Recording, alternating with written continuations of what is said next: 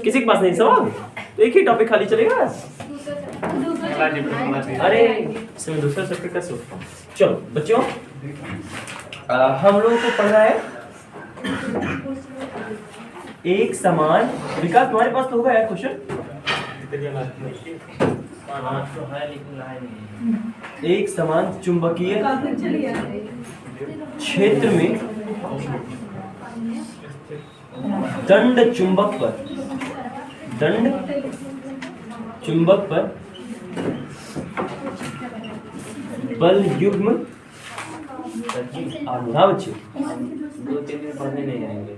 क्यों? क्या हुआ? जैसे किस प्रकार का कार्य? अरे न्योता, होता है, गेहूं धान, वो सब नहीं। खेती बाड़ी, तब अरे एक अक्षर बताओ, एक अक्षर पर देखो आएंगे तुम्हारे। जय बात है। तो विकास कुमार के पर देखो आने वाले हैं। आप सभी लोग निमंत्रित हैं उसमें। चलो आएंगे, काजू कतली खाएंगे। हाँ, काजू कतली से याद आया,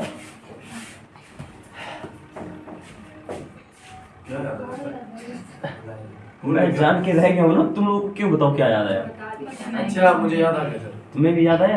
हाँ। अच्छा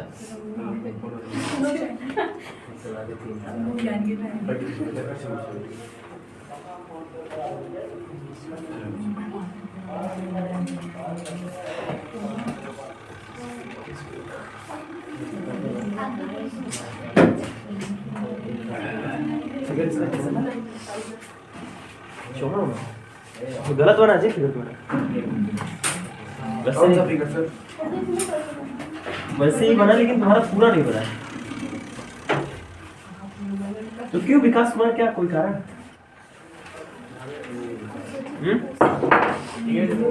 पता नहीं लोग नहीं।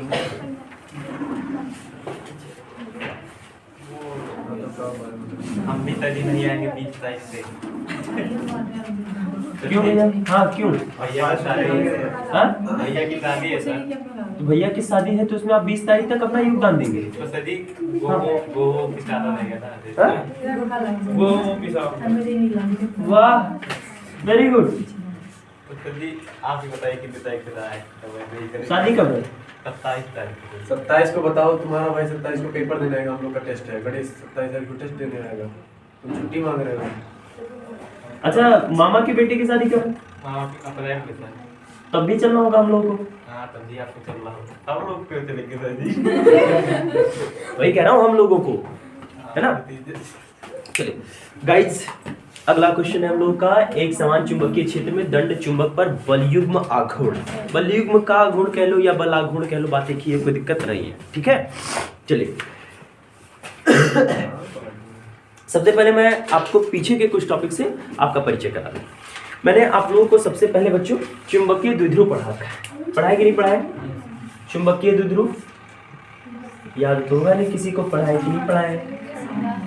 चुंबकीय द्विध्रुव उन संरचनाओं को कहा जाता है जैसे, हाँ, किसी चुंबकीय क्षेत्र में अगर रखें तो उस पर बलयुग्म का आघूर्ण लगता है, जिसकी वजह से वो घूम करके चुंबकीय क्षेत्र के डायरेक्शन में संरेखित होते हैं।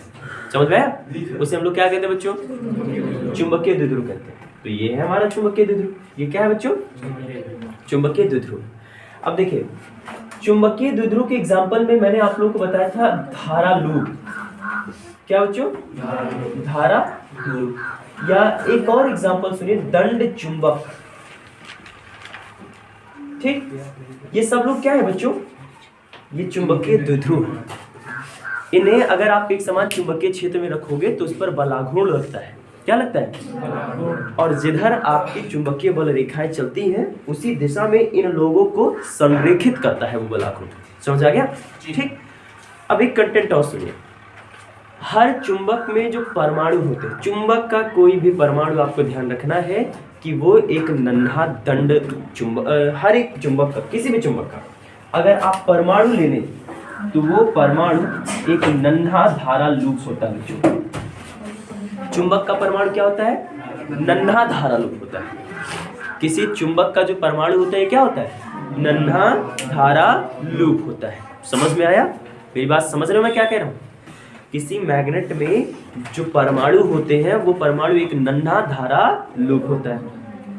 अब नन्हे धारा लूप का मतलब क्या है कि उसको एक समान चुंबकीय क्षेत्र में रखेंगे, उस पे बलून का गुण लगेगा। कितना लगता है बबुआ? लगता है टाउ बराबर AIB sin थीटा। कोई दिक्कत? इतना ही तो लगता है भाई, ठीक है। चलो अब देखिए, एक समान चुंबकीय, उतना बात को आप लोग साइड में रखिएगा कि चुंबकीय द्विध्रुव क्या होते हैं। चुंबकीय द्विध्रुव की ये एग्जांपल है। और चुंबक के जो परमाणु होते हैं वो चुंबकीय परमाणु एक नन्हा धारा लूप होता है। क्या होता है बच्चों?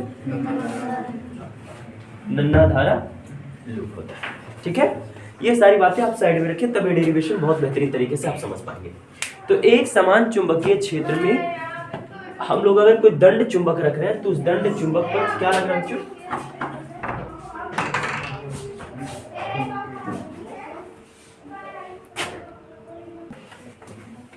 चलिए देखिए, तो बच्चों अब हमारे पास है एक समान चुंबकीय क्षेत्र। हमारा चुंबकीय क्षेत्र कितना है? Vector B।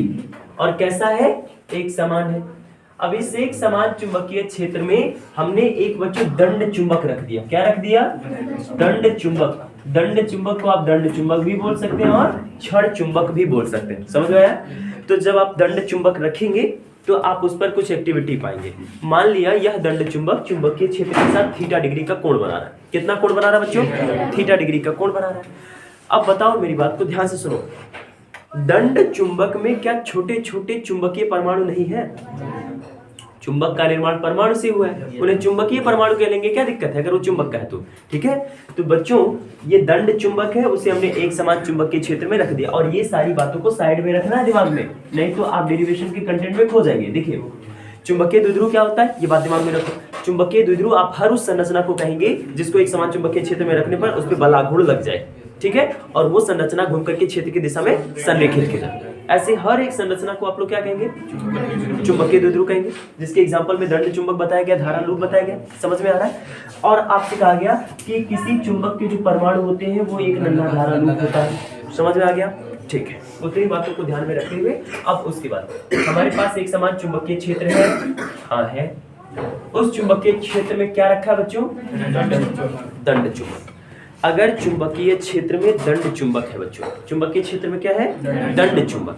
तो देखिए सुनिए मेरी बात को, अब दंड चुंबक में क्या परमाणु नहीं होंगे? और परमाणु एक धारा लूप की तरह व्यवहार नहीं करते हैं। इसका मतलब अगर दंड चुंबक को तुमने चुंबकीय क्षेत्र में रखा है तो क्या आप ऐसे नहीं कह सकते हैं कि दंड चुंबक में उपस्थित परमाणु भी एक समान चुंबकीय क्षेत्र में है? अरे मैं ये कह रहा हूँ कि बबुआ तुम्हारा दंड चुंबक के एक समान चुंबकीय क्षेत्र में है, तो दंड चुंबक के अंदर जो परमाणु है वो परमाणु धारा लूप है। तो इसका मतलब जब तुम्हारा दंड चुंबक ही चुंबकीय क्षेत्र में है तो क्या ये परमाणु चुंबकीय क्षेत्र में नहीं है? और जब परमाणु धारा लूप है तो क्या उस धारा लूप पर बल युग्म का आघूर्ण नहीं लगेगा? और पीछे मैंने पढ़ा है किसी धारा लूप पर लगने वाले बल युग्म का आघूर्ण टाउ बराबर AIB साइन। समझ में आया? ये दंड चुंबक के किसी एक परमाणु पर लगने वाला बल आघूर्ण है। समझ में आया? ठीक। क्यों ये बल आघूर्ण लग रहा है? क्योंकि चुंबक का जो परमाणु होता है किसकी तरह व्यवहार करता है? धारा लूप की तरह। और धारा लूप को अगर हम चुंबकीय क्षेत्र में रखते हैं तो उस पर बलयुग का आघूर्ण कार्य करता है। बात समझ में आई? तो ये दंड चुंबक के किसी परमाणु पर कितना लग गया भैया? टाउ बराबर AIB साइन थीटा। ये किसी एक दंड चुंबक के परमाणु पर बलयुग का गुण है। तो क्या आपके दंड चुंबक में केवल एक ही परमाणु होता है? नहीं, दंड चुंबक में तो परमाणु की संख्या ढेर सारी है। मान लिया हमारे दंड चुंबक में परमाणु की संख्या है कैपिटल N, तब बच्चों उस पर पूरे दंड चुंबक पर बलयुग का गुण हो जाएगा टाउ बराबर AIB sine theta. Sorry, tau बराबर NAIB साइन। अब इस चीज को हम लोगों ने पीछे पढ़ा हुआ, इस फॉर्मूले को समझ में आ रहा है? उसको बस यहाँ अप्लाई किया हुआ है, डेरिवेशन हमने पीछे इसी चैप्टर में किया हुआ है। ठीक है, ये बात समझ में आई? देखो ध्यान से सुनो मेरी बात। दंड चुंबक को हमने चुंबकीय क्षेत्र में रखा। दंड चुंबक का परमाणु धारा लूप होता है, इसका मतलब धारा लूप चुंबकीय क्षेत्र में, और किसी एक धारा लूप पर लगने वाले बलयुग का आघूर्ण हो जाएगा टाउ बराबर AIB साइन थीटा। इतना हो गया?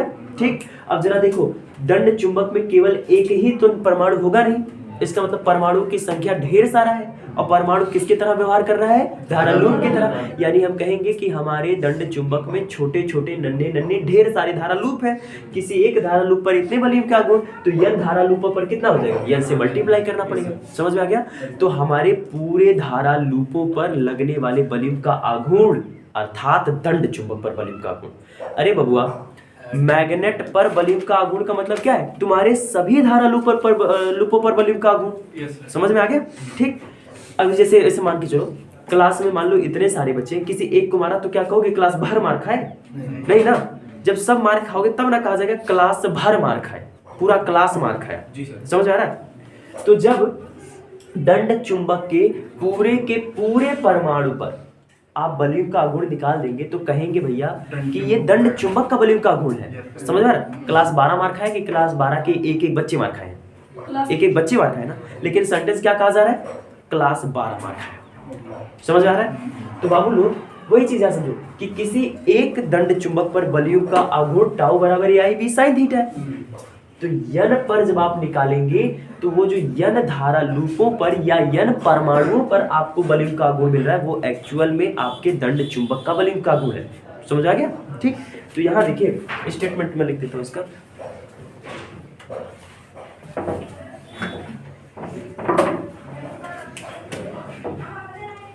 किसी एक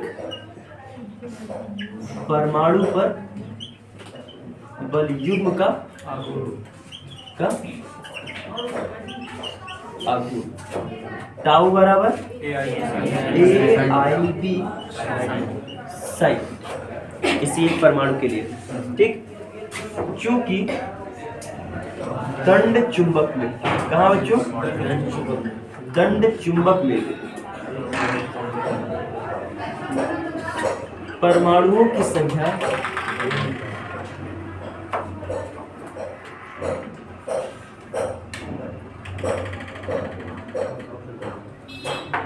परमाणु की संख्या कैपिटल एन है, अतः यन परमाणुओं पर, कहाँ बच्चों, यन परमाणुओं पर बल आघूर्ण, अर्थात ये किसका बल आघूर्ण माना जाएगा, दंड चुंबक। समझ में? अर्थात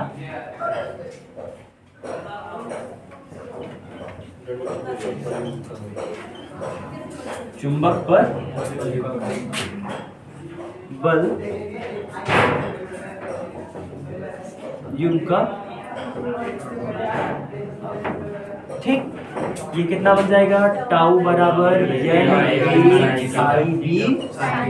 अरे अगर एक पे बतना तो ये लोगों पर एन से मल्टीप्लाई हो जाए। समझ में आ गया? ठीक है, ये लग गया बलयुग का आघूर्ण। और ध्यान दीजिए मेरे बच्चों, अब देखो, जब दंड चुंबक पर बलयुग्म का आघूर्ण लग जाता है, दंड चुंबक क्या है, यानी हम क्या इनडायरेक्टली ये बात बोल सकते हैं कि जब चुंबकीय द्विध्रुव पर बलयुग्म का आघूर्ण लग जाता है, ये बात बोल सकते हैं कि नहीं बोल सकते? अगर मैं ये कह रहा हूँ कि जब दंड चुंबक पर बलयुग्म का आघूर्ण लग जाता है, तो क्या इसको मैं ऐसे नहीं कह सकता हूँ कि धारा चुंबकीय द्विध्रुव पर बलयुग्म का आघूर्ण लगे? कह सकता हूँ, बात तो एक ही।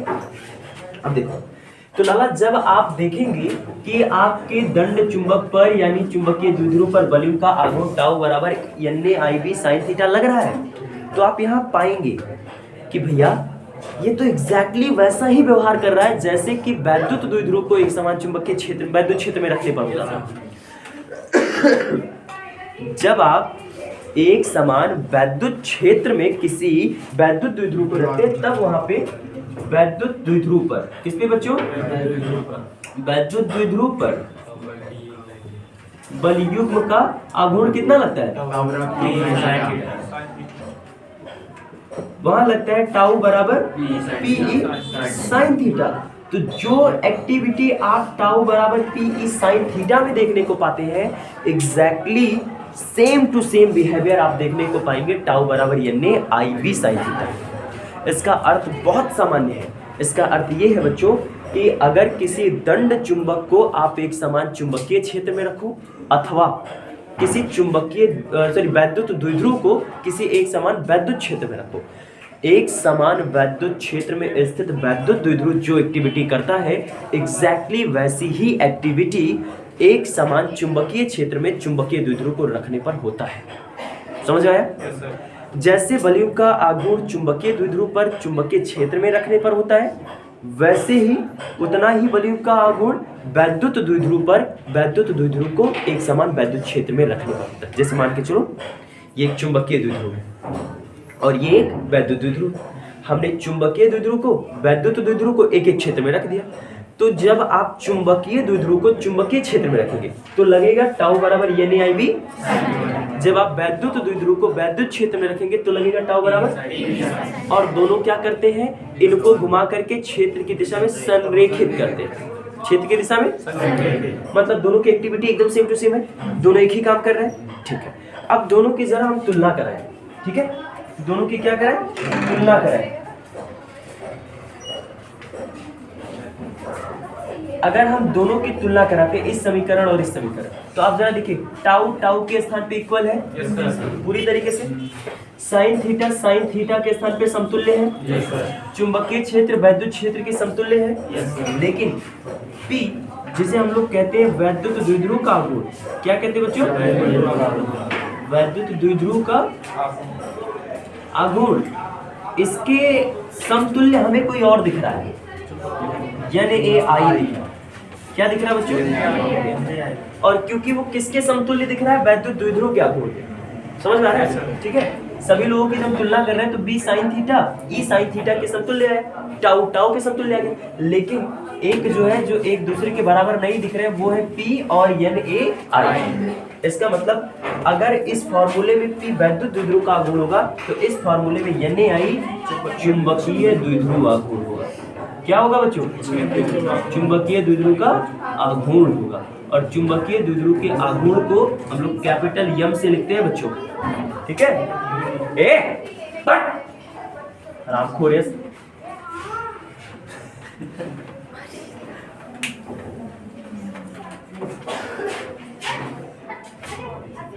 और खड़ा बोला बोला तुरंत तुरंत बोला।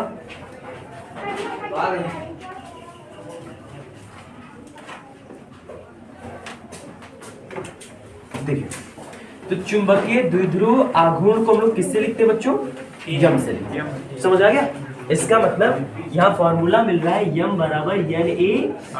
क्या मिल रहा है बच्चों, NaI मिल रहा है। अब देखिए, अतः क्या हम NaI के जगह पे यम लिख सकते हैं तुलना करने के बाद? तो देखो, अतः दंड चुंबक पर, कहाँ बच्चों, इसमें N अलग रहेगा, A अलग रहेगा, I अलग रहेगा। हाँ, N into A into I, ये तीनों लोगों का गुणनफल यम के बराबर है। तो N का मतलब क्या है? N का मतलब आप में यहाँ पे परमाणुओं की संख्या है, वैसे कुंडली में फेरों की संख्या होती है। A क्षेत्रफल होता है, I करंट होता है। ठीक है, अब देखो, अतः दंड चुंबक पर बल युग्म आघूर्ण, बल युग्म का चलो कितना हो जाएगा बच्चों, टाउ बराबर, इसकी जगह पे क्या रख सकते हैं, यम बी साइन। समझ में आ गया? ये है एक समान चुंबकीय क्षेत्र में दंड चुंबक पर बलयुग्म का आघूर्ण। ठीक है, टाउ बराबर यम बी साइन थीटा। बलयुग्म का आघूर्ण वही है, तो इसके लिए जो पीछे मिला है भाई, तो इसके लिए मात्रक इसका न्यूटन डैश मीटर ही होता है। समझ में आ गया? वो चुंबकीय द्विध्रुव आघूर्ण का होता है एम्पियर डैश मीटर स्क्वायर, वो यम का होता है, टाउ का नहीं। समझ आ रहा है? टाउ का न्यूटन डैश मीटर होता है, यम का। देखो इतना कंटेंट समझ में आ गया बच्चों? जी सर। ठीक है, अब इसके बाद हम लोग वहां से जो एक राशि निकल करके आई है चुंबकीय द्विध्रुव का आघूर्ण, उस पर बात कर लेते हैं। देखो, अगला हेडिंग हम लोग को पढ़ना होता है चुंबकीय द्विध्रुव आघूर्ण। देखिए, अगला हेडिंग क्या है बच्चों, चुंबकीय द्विध्रुव आघूर्ण। देखिए, चुंबकीय द्विध्रुव आघूर्ण क्या है, यहीं से आप लोग परिभाषा निकालेंगे। ये जो टाउ बराबर एम बी साइन थीटा है, यहीं से क्या निकालेंगे, परिभाषा। अच्छा एक बात बताओ, अगर यदि थीटा बराबर 90 डिग्री हो जाए तो टाउ का मान मैक्सिमम हो जाएगा कि नहीं हो जाएगा? तो यानी टाउ मैक्स बराबर यम बी आएगा कि नहीं आएगा? आएगा ना। चलो देखो, अब यहाँ से थोड़ा सा यम निकाल दो, तो यम बराबर क्या बचेगा? टाउ मैक्स बटे यहीं से बच्चों चुंबकीय द्विध्रुव आघूर्ण की परिभाषा बनती है। यहाँ से क्या बनती है? चुंबकीय द्विध्रुव आघूर्ण की परिभाषा। देखो क्या परिभाषा बनेगी? एकांक चुंबकीय क्षेत्र में, बी से भाग हुआ है, एकांक चुंबकीय क्षेत्र में किसी दंड चुंबक पर लगने वाले अधिकतम बलयुक्त के आघूर्ण को चुंबकीय द्विध्रुव आघूर्ण कहते हैं। फिर से देखो, एकांक चुंबकीय क्षेत्र में स्थित किसी दंड चुंबक पर अधिकतम लगने वाले बलयुग्म के आघूर्ण को चुंबकीय द्विध्रुव आघूर्ण कहते हैं। टाउ यम बराबर टाउ मैक्स बटे बी, ये इसका डेफिनेशन है, समझ में आ रहा है। और यम बराबर एक तो ये होता है, और तुलना से एक हम लोग को मिला था ए आई एन, ए आई या एन ए आई यानी ए। यहाँ से यम का जो मात्रक होता है बच्चों, यम का मात्रक होता है वो होता है एम्पियर, एम्पियर डैश मीटर, ये इसका मात्रक। ठीक है, ये मात्रक यहाँ से दिया गया। तो एक बार फिर से सुनिए, चुंबकीय द्विध्रुव आघूर्ण क्या होता है बच्चों? चुंबकीय द्विध्रुव आघूर्ण एकांक चुंबकीय क्षेत्र में, बी से भाग किए तो इसे पढ़ेंगे एकांक चुंबकीय क्षेत्र में स्थित किसी दंड चुंबक पर लगने वाले अधिकतम बलयुग्म के आघूर्ण को चुंबकीय द्विध्रुव आघूर्ण को यम से प्रदर्शित करते हैं। चुंबकीय द्विध्रुव आघूर्ण जो होता है ये याद रखना, जब चुंबकीय द्विध्रुव चुंबकीय क्षेत्र में क्षेत्र की दिशा के अवलंबित स्थित होगा तभी कैसा आएगा, समझ में आ रहा है? ठीक, तो ये होता है चुंबकीय द्विध्रुव आघूर्ण। इस चैप्टर में इतना ही बच्चों, कल इसके न्यूमेरिकल सॉल्व करते हैं।